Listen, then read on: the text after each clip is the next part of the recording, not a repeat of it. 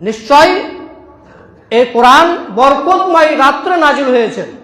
তো ওরা বরকতময় রাত্রে নাজিল মনে বলেছে যে তারা শাবান মাস বলেছে, শাবান মাসের 15 তারিখে বলেছে, ভুল ব্যাখ্যা করেছে। অতএব রমাজান মাসে কোরআন মাজিদ নাজিল হয়েছে। আর আল্লাহ সুবহানাহু ওয়া তাআলা বলছেন ইন্না আনজালনাহু ফি লাইলাতুল কদর, নিশ্চয় আমি কোরআন মাজিদ নাজিল করেছি কদরের রাত্রে।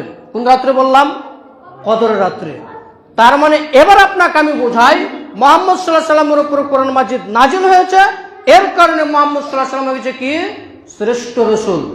রমাজান মাসে কোরআন মাজিদ নাজিল হয়েছে, এর কারণে রমাজানটা হয়ে গেছে কি? শ্রেষ্ঠ মাস।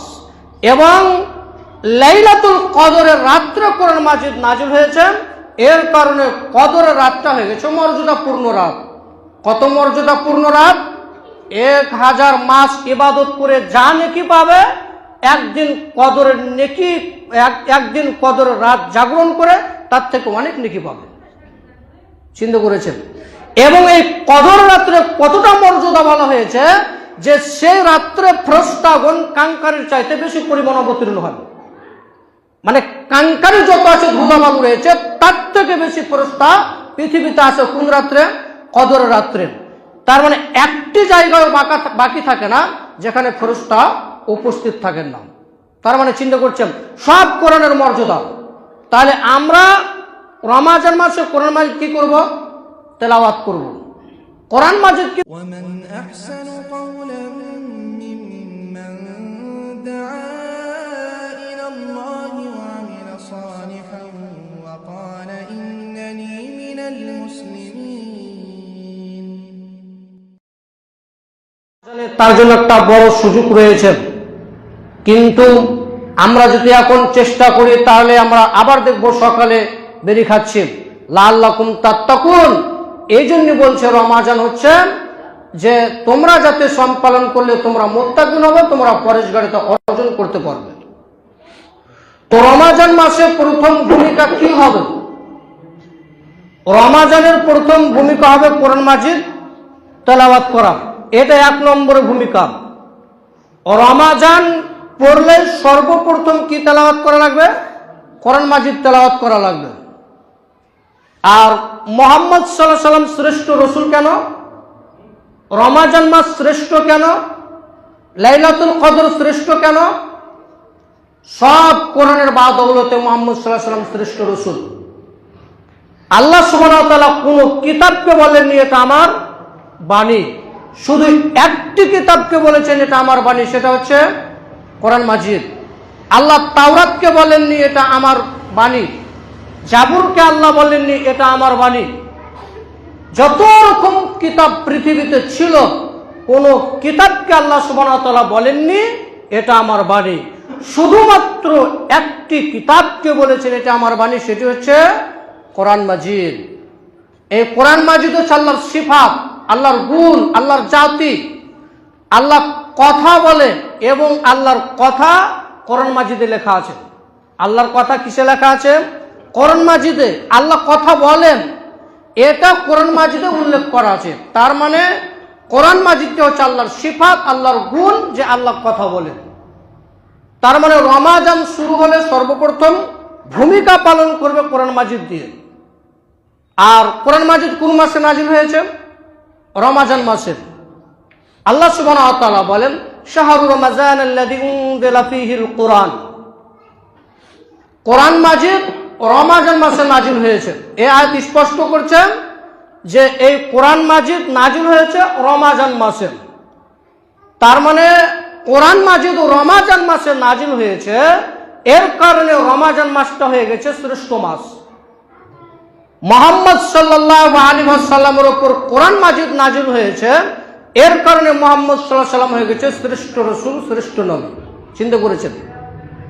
এবং এই কোরআন মাজিদ লাইলাতুল কদরের রাত্রে নাজিল হয়েছে, এর কারণে কদরের রাতটা হয়ে গেছে 1000 মাসের চেয়ে উত্তম। তার মানে মুহাম্মদ সাল্লাল্লাহু আলাইহি ওয়াসাল্লামের উপর কোরআন মাজিদ নাজিল হয়েছে, এর কারণে মুহাম্মদ সাল্লাল্লাহু আলাইহি ওয়াসাল্লাম হয়েছে শ্রেষ্ঠ রাসূল। আমাদের উপর কোরআন মাজিদ নাজিল হয়েছে, এর জন্য আমরা হয়ে গেছি শ্রেষ্ঠ উম্মত। চিন্তা করেছেন? সব কোরআনের মর্যাদা, সব কোরআনের বাদৌলত। আর যারাই বলেছে যে শাবান মাসে কোরআন মাজিদের 15 তারিখে শাবান মাসে নাজিল হয়েছে, তারা ভুল বলেছে। আবার কোরআন মাজিদের একেবারে বিরোধিতা করা না। আল্লাহ বলছেন যে রমজান মাসে কোরআন মাজিদ নাজিল হয়েছে, আর হুজুরে বলছে যে শাবান মাসে নাজিল হয়েছে শাবান মাসের 15 তারিখে। ভুল সিদ্ধান্ত, ভুল। এবং এই শাবান মাসের 15 তারিখে নাজিল হওয়ার ক্রমে একটি আয়াত লাগছে, ইন্না আনজালনাহু ফি লাইলাতিন মুবারাকা, নিশ্চয় এই কোরআন বরকতময় রাত্রে নাজিল হয়েছে। তো ওরা বরকতময় রাত্রে নাজিল মনে বলেছে যে তারা শাবান মাস বলেছে, শাবান মাসের 15 তারিখে বলেছে, ভুল ব্যাখ্যা করেছে। অতএব রমজান মাসে কোরআন মাজিদ নাজিল হয়েছে। আর আল্লাহ সুবহানাহু ওয়া তাআলা বলছেন, ইন্না আনজালনাহু ফি লাইলাতিল কদর, নিশ্চয় আমি কোরআন মাজিদ নাজিল করেছি কদরের রাত্রে। কোন রাত্রে বললাম? কদরের রাত্রে। তার মানে এবার আপনাকে আমি বোঝাই, মুহাম্মদ সাল্লাল্লাহু আলাইহি সাল্লামের উপর কোরআন মাজিদ নাজিল হয়েছে, এর কারণে মুহাম্মদ সাল্লাল্লাহু আলাইহি সাল্লাম হয়েছে কি?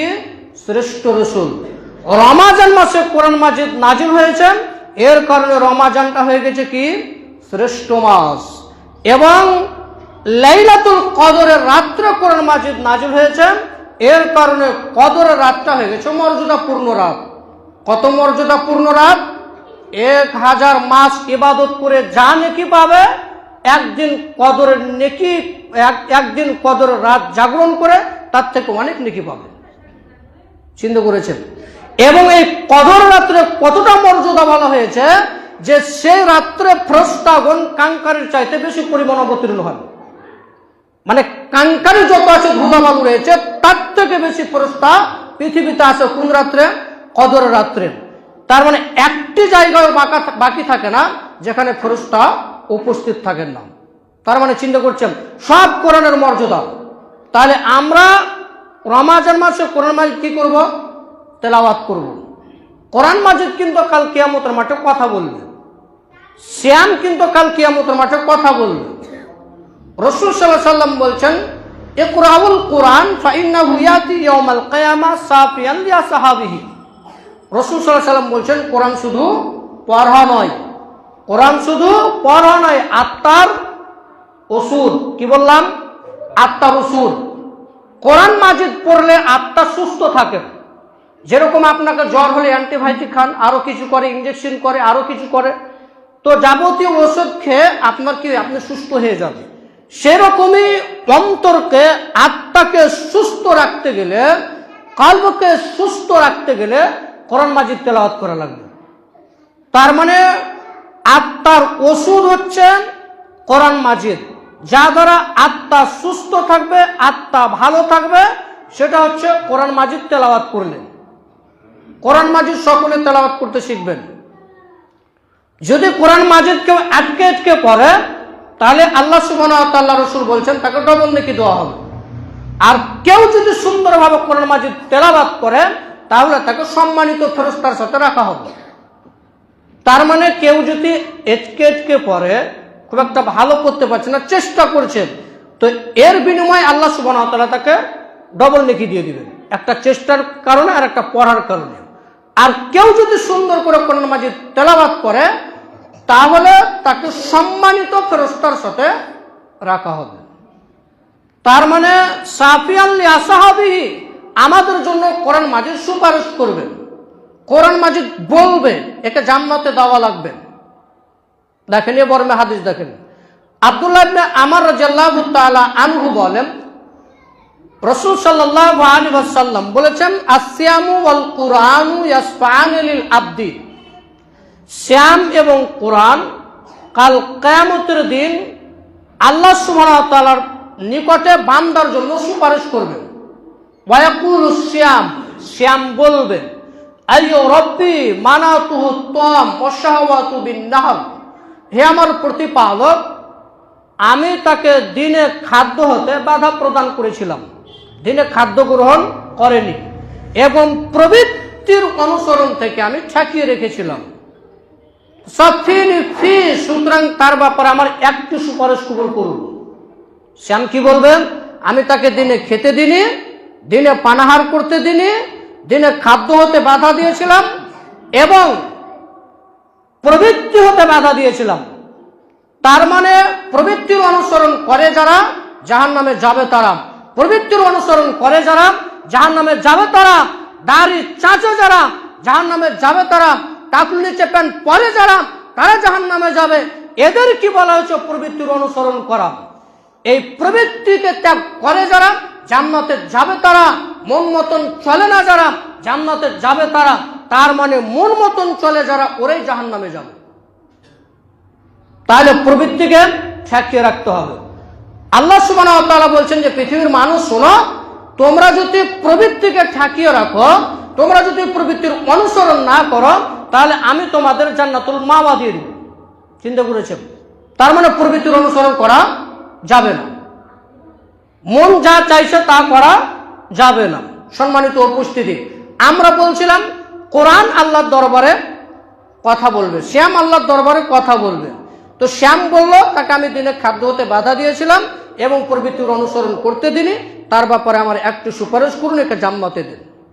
ওয়াকুলুল কোরআন, কোরআন বলবে মানাতুহু নম বিল্লাইল, হে আমার প্রতিপালক, আমি তাকে রাত্রে নিদ্রা হতে বাধা দিয়েছিলাম, ঘুম হতে বাধা দিয়েছিলাম।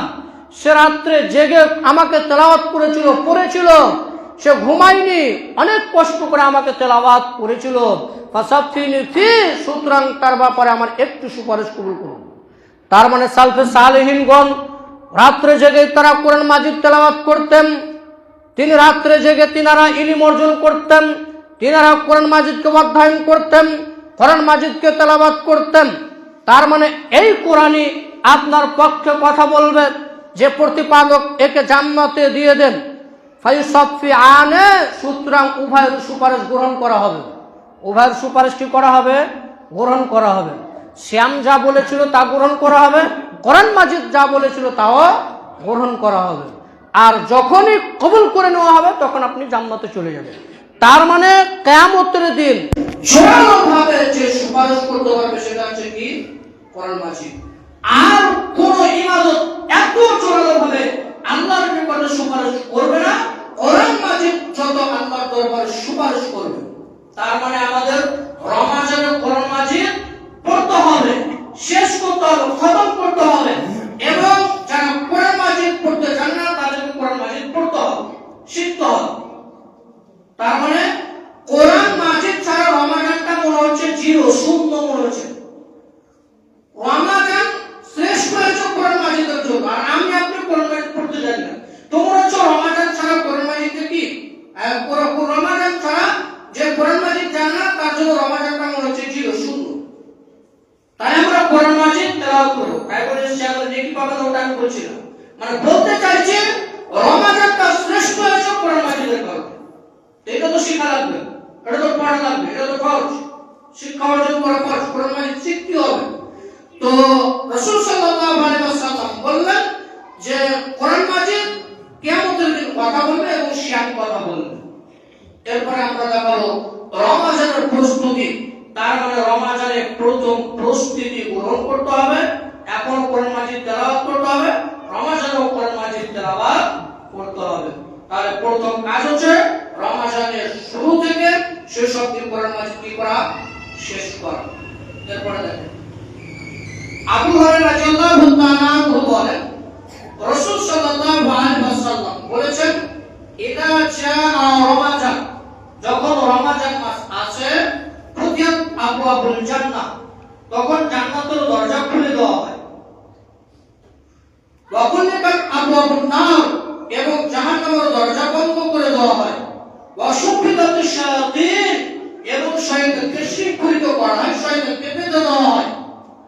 তার মানে রমাজানের প্রস্তুতি, রমাজানকে উপলক্ষ করে আল্লাহ সুবহানাহু ওয়া তাআলা জান্নাতের দরজা খুলে দিয়েছেন এবং জাহান্নামের দরজা বন্ধ করে দিয়েছেন। এবং রমাজানকে সামনে রেখে শয়তানকে রমাজান মাসে বেঁধে দিয়েছেন। বাস্তবে শয়তান রমাজান মাসে কি থাকে? বাধা থাকে। হাদিসটা বুখারী মুসলিম। তাহলে মাওলানা সাহেব পাপ করে কিভাবে? মিথ্যা কথা বলে কি করে? শ্যাম তাকে মিথ্যা কথা বলে, শ্যাম তাকে চুরি করে কিভাবে? এটা কেমন কেন হয় মনে রাখবেন। একটা হচ্ছে আত্মা, একটা হচ্ছে বিবেক।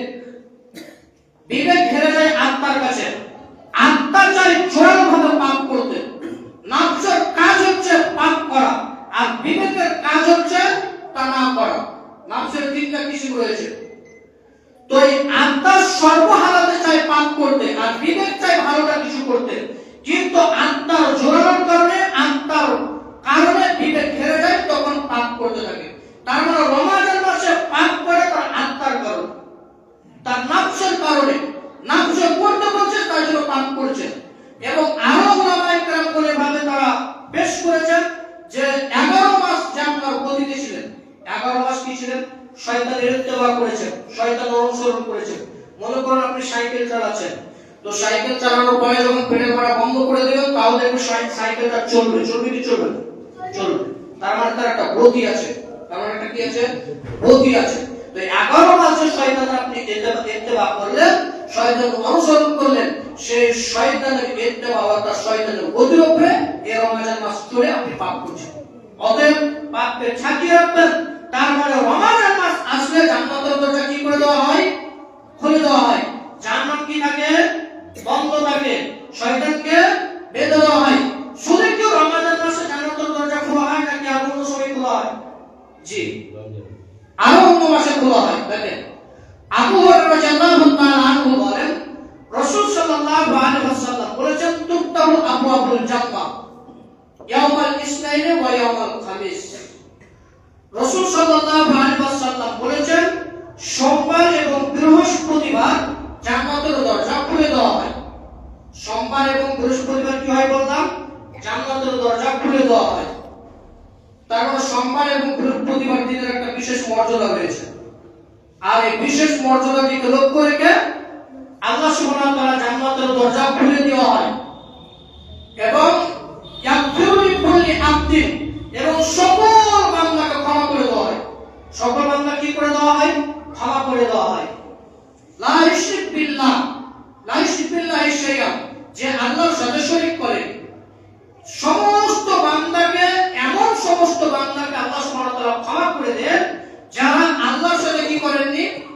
শরীক করেনি, অংশীদার করেনি, অংশীদার স্থাপন করেনি। ওই যে দেখা যায়, দেখেন 100 কাফের গুনাহ, তার মধ্যে মনে হয় শিরক আছে না, দেখবেন।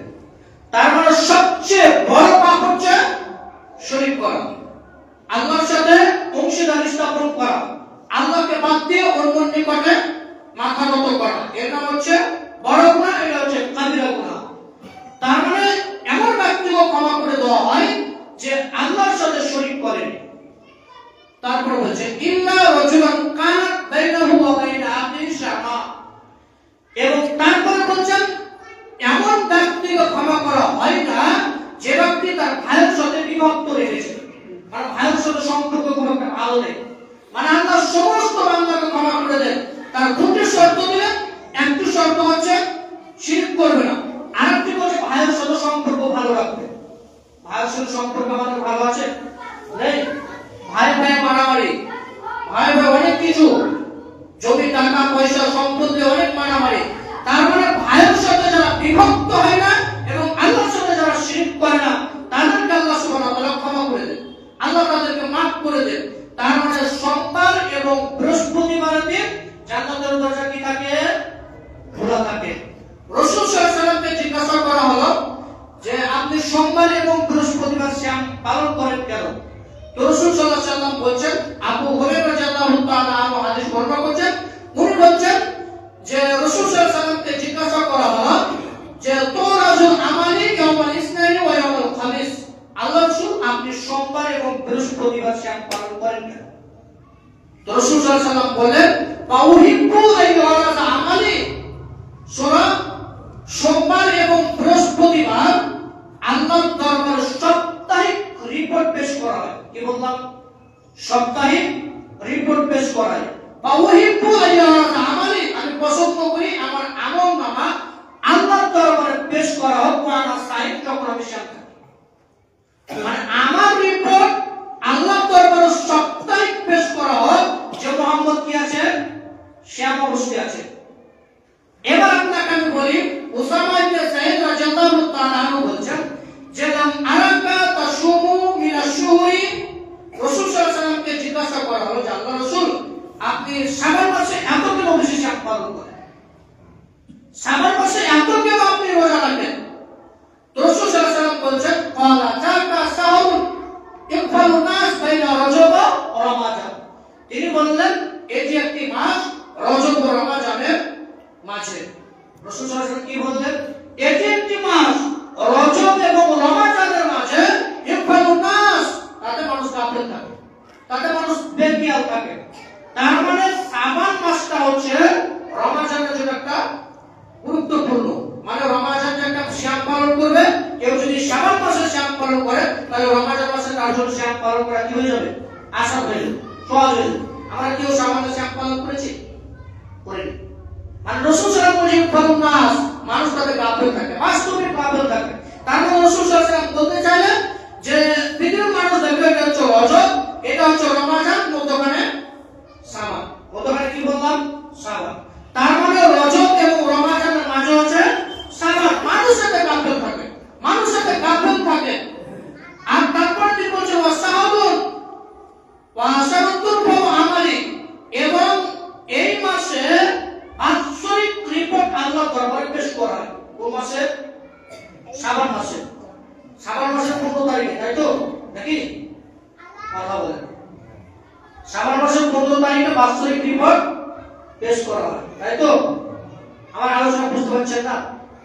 কোন মাসে বললাম? শাবান মাসের 15 তারিখে বাৎসরিক রিপোর্ট পেশ করা হয়। একটা হুজুরে জানে, কে জানে? হুজুরে জানে, কিন্তু মুহাম্মদ সাল্লাল্লাহু আলাইহি ওয়াসাল্লাম জানতেন না। ভারত, বাংলাদেশ, পাকিস্তানের আলেম ওলামা জানে সেটা হচ্ছে 15 শাবান, কিন্তু মুহাম্মদ সাল্লাল্লাহু আলাইহি ওয়াসাল্লামের জানা ছিল না যে সেটা 15 শাবানে বাৎসরিক রিপোর্ট পেশ করা হয়। তার মানে মুহাম্মদ সাল্লাল্লাহু আলাইহি ওয়াসাল্লাম বলছেন যে আমি শাবান মাসে শ্যাম পালন করি 1 থেকে শেষ অবধি, 1 থেকে 15 অবধি, 1 থেকে 25, 27 এর অবধি আমি শ্যাম পালন করি, কারণ রিপোর্ট ধরার জন্য। কি ধরার জন্য? রিপোর্ট ধরার জন্য। কখন না জানি যে আল্লাহর দরবারে ফেরেশতা কি করবেন? রিপোর্ট পেশ করবেন। যে আর যখনই রিপোর্ট পেশ করবে তখন ফেরেশতা বলবে মুহাম্মদ শ্যাম অবস্থায়। তার মানে সপ্তাহে কয়দিন শ্যাম করলাম? 2 দিন। কিবার কিবার? সোমবার এবং বৃহস্পতিবার। বিনিময়ে কি হবে? সাপ্তাহিক আমল আল্লাহর দরবারে পেশ হবে। শাবান মাসের শ্যাম পালন করলে কি হবে? বাৎসরিক রিপোর্ট আল্লাহর দরবারে পেশ করা হবে। এক বছরে যা গুনাহ করেছেন, যা নেকি করেছেন, যা কিছু করেছেন, ওটা আল্লাহর দরবারে পেশ করা হবে। এইজন্য মুহাম্মদ সাল্লাল্লাহু আলাইহি ওয়াসাল্লাম শুরু থেকে শেষ অবধি কি পালন করতেন? শ্যাম পালন করতেন।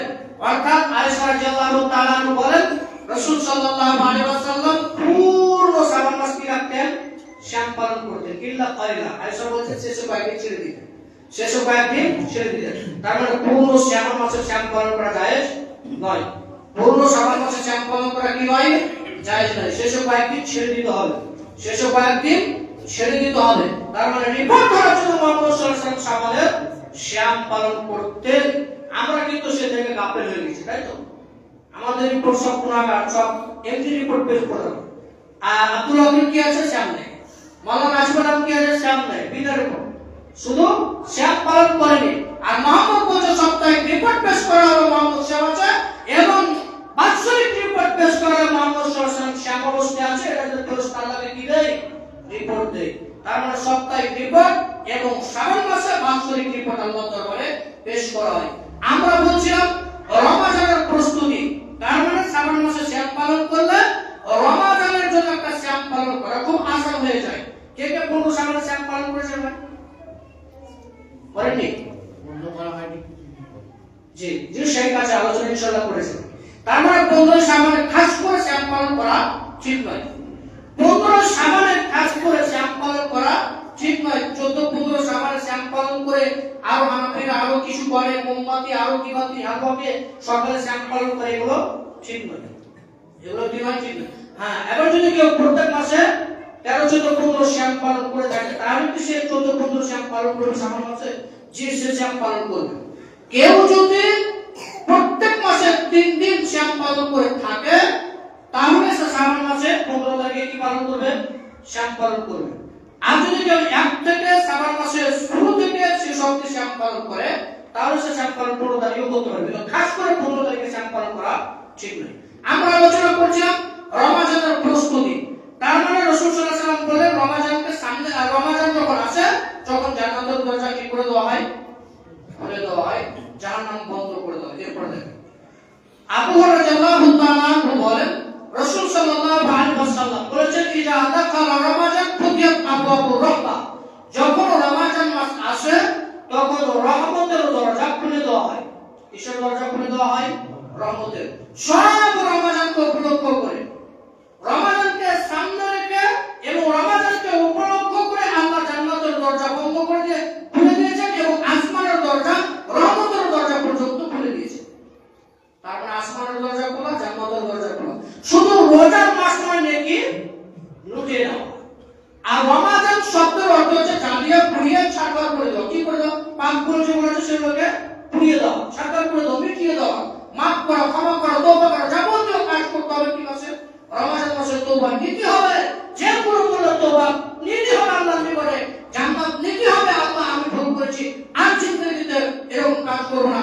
রমাদান মাসে এই দোয়া দিয়ে দাওয়া নিয়ে উঠবেন।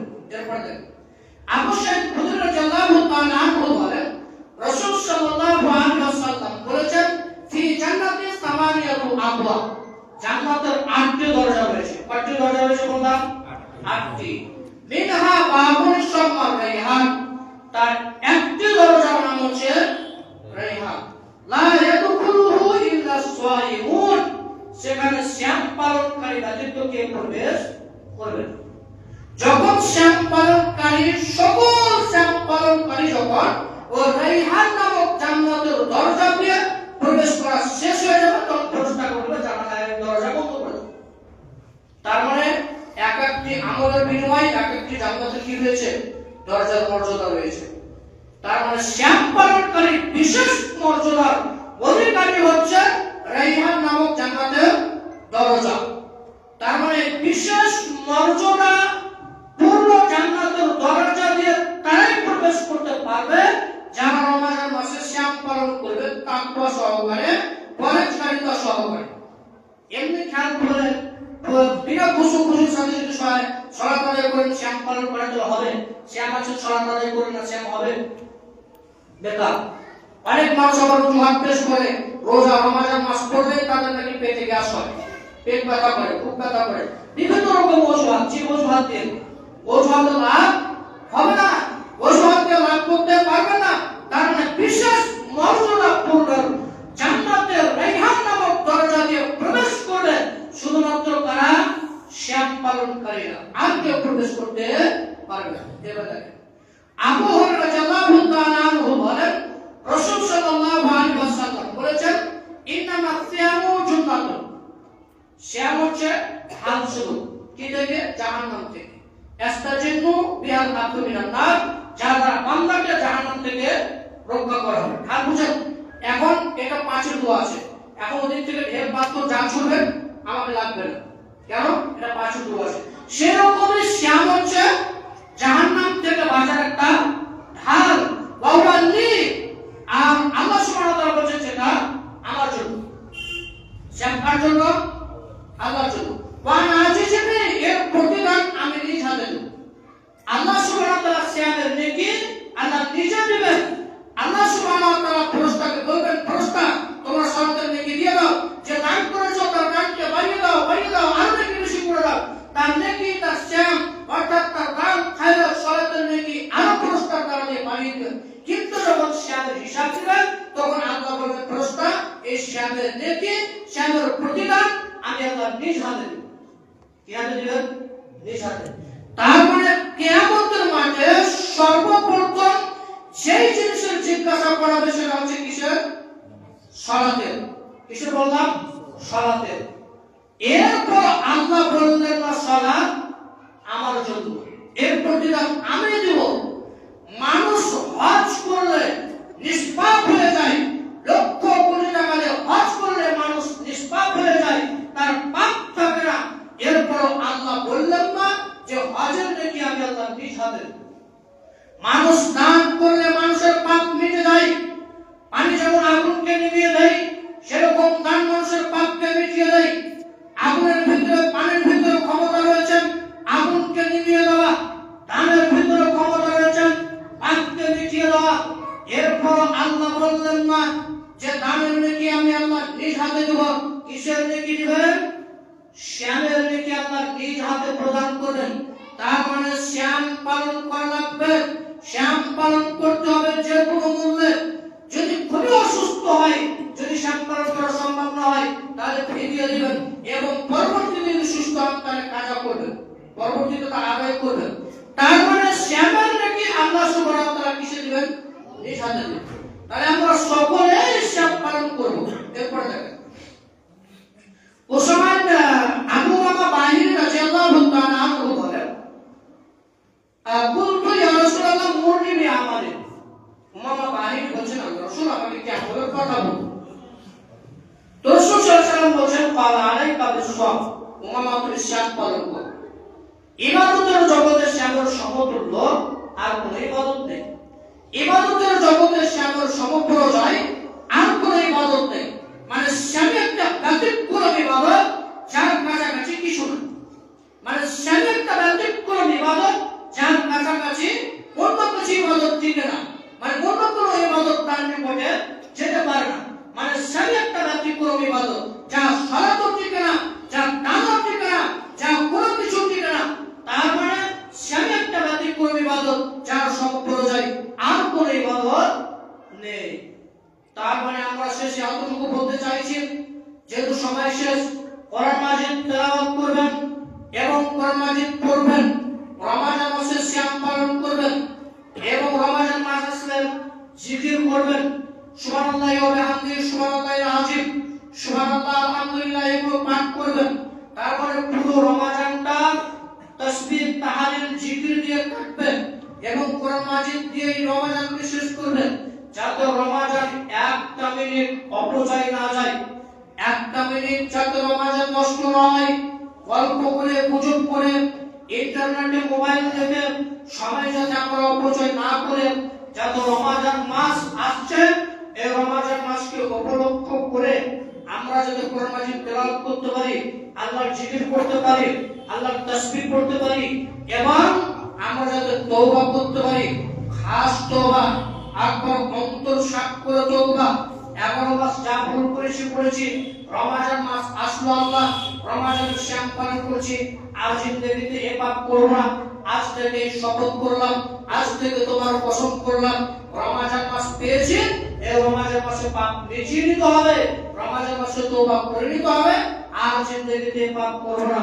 আল্লাহ তুমি সকল মানুষকে রমজানের শ্যাম পালন করা এবং রমজানের প্রস্তুতি গ্রহণ করা, যাতে তারা কোরআন মাজিদ তেলাওয়াত করতে পারে, জিকির আজকার করতে পারে, দান খায়রাত করতে পারে। আল্লাহ তুমি সকল মানুষকে তৌফিক দান করো, সকল আল্লাহুম্মা আমিন।